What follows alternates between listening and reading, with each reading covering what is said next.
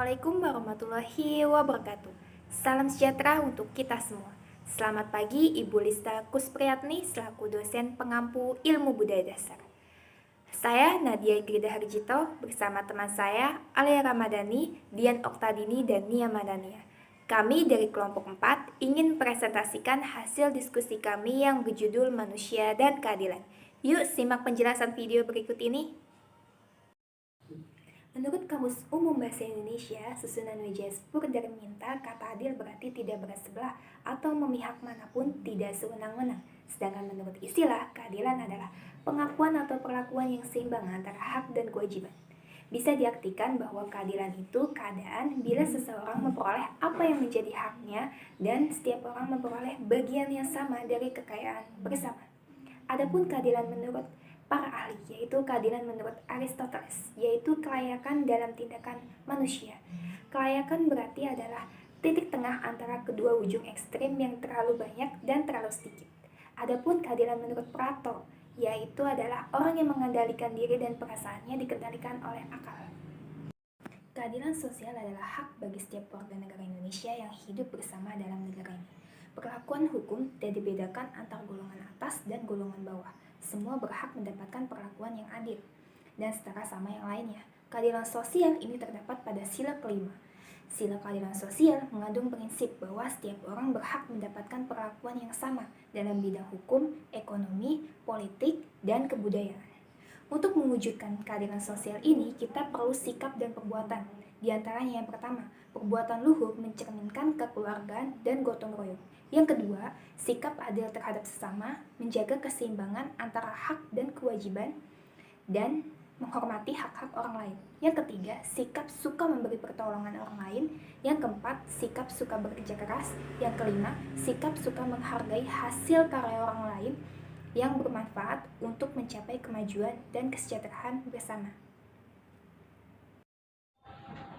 Macam-macam keadilan. Yang pertama, keadilan komutatif, yaitu keadilan yang memberikan kepada masing-masing orang yang menjadi bagiannya berdasarkan hak seseorang. Yang kedua, keadilan distributif, yaitu keadilan yang memberikan kepada masing-masing orang apa yang menjadi haknya berdasarkan asas proporsionalitas atau kesebandingan berdasarkan kecakapan, jasa, atau kebutuhan. Yang ketiga ada keadilan legal, yaitu keadilan berdasarkan undang-undang yang dilindungi undang-undang untuk kebaikan bersama. Yang keempat, keadilan vindikatif, yaitu keadilan memberikan kepada masing-masing orang hukuman atau denda sesuai dengan pelanggaran atau kejahatan. Selanjutnya ada kejujuran. Kejujuran atau jujur artinya apa yang dikatakan sesuai dengan hati nuraninya, apa yang dikatakan sesuai dengan kenyataan yang ada. Sedangkan kenyataan yang ada itu adalah kenyataan yang benar-benar ada. Untuk itu dituntut satu kata dari perbuatan, yang berarti bahwa apa yang dikatakan harus sama dengan perbuatannya. Karena itu, jujur berarti juga menepati janji atau kesanggupan apa yang terlampir melalui kata-kata ataupun yang masih terkandung dalam hati nuraninya, yang berupa harapan, kehendak, dan niat. Berikut ada kecurangan. Kecurangan identik dengan ketidakjujuran. Kecurangan sendiri artinya apa yang diinginkan tidak sesuai dengan hati nuraninya atau orang itu memang dari hatinya sudah berniat curang dengan maksud memperoleh keuntungan tanpa bertenaga dan berusaha. Ditinjau dari hubungan manusia dengan alam sekitarnya, ada 4 aspek orang melakukan kecurangan, yaitu aspek ekonomi, aspek kebudayaan, aspek peradaban, dan aspek teknik. Apabila keempat aspek tersebut dilaksanakan secara wajar, maka segalanya akan berjalan sesuai dengan norma-norma moral atau norma hukum. Akan tetapi, apabila manusia dalam hatinya telah digerogoti jiwa tamak, iri, dengki, maka manusia akan melakukan perbuatan yang melanggar norma tersebut dan terjadilah kecurangan. Selanjutnya, pemulihan nama baik. Nama baik merupakan tujuan utama orang hidup. Nama baik adalah nama yang tidak tercela. Setiap orang menjaga dengan hati-hati agar namanya baik. Penjagaan nama baik erat hubungannya dengan tingkah laku atau perbuatan. Pada hakikatnya, pemulihan nama baik adalah kesadaran manusia akan segala kesalahannya, bahwa apa yang diperbuatnya tidak sesuai dengan ukuran moral atau tidak sesuai dengan akhlak yang baik. Untuk memulihkan nama baik, manusia harus tobat dan minta maaf. Pembalasan. Pembalasan adalah suatu reaksi atas perbuatan orang lain. Reaksi itu dapat berupa perbuatan yang seimbang, perbuatan yang serupa, tingkah laku yang seimbang, dan tingkah laku yang serupa. Pada dasarnya, manusia adalah makhluk sosial dan makhluk moral. Dalam bergaul, manusia mematuhi aturan-aturan yang ada untuk mewujudkan moral tersebut. Bila manusia berbuat amoral, lingkunganlah yang menyebabkannya. Perbuatan amoral pada hakikatnya adalah perbuatan yang melanggar dan memperkosa hak dan kewajiban manusia. Oleh karena itu, manusia tidak menghendaki hak dan kewajibannya untuk dilanggar dan diperkosa. Maka manusia berusaha untuk mempertahankan hak dan kewajibannya. Mempertahankan hak dan kewajibannya itu disebut pembalasan. Kasus ini berasal dari seorang nenek Minah asal Banyumas yang divonis 1,5 bulan karena mencuri 3 buah kakao. Kami setuju apapun tindakan mencuri itu adalah sebuah kesalahan.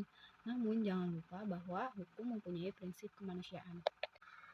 Sebelum datang ke persidangan, Nenek Minah meminjam uang kepada tetangganya sebesar 30.000 untuk biaya transportasi dari rumahnya ke pengadilan. Nenek Mina saja bisa menghadiri persidangan gitu. Kenapa pejabat atau para koruptor yang terkena masalah di negeri ini tidak bisa menghadirinya?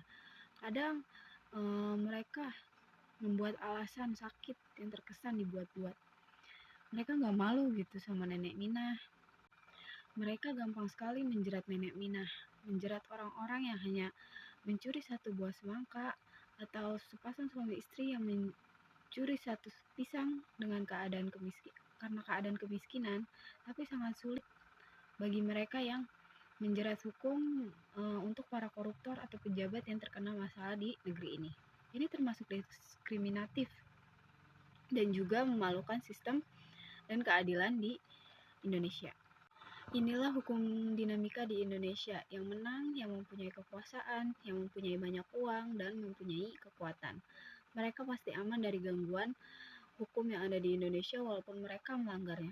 Tetapi tidak dengan Nenek Mina dan teman-temannya. Mereka hanya mencuri pencurian yang kecil langsung dijebloskan ke penjara. Sedangkan mereka para koruptor yang mengkorupsi uang rakyat yang bermiliar-miliaran, mereka berkeliaran dengan bebasnya. Sekian presentasi dari kelompok kami, kurang lebihnya mohon maaf. Akhirul kalam, wassalamualaikum warahmatullahi wabarakatuh.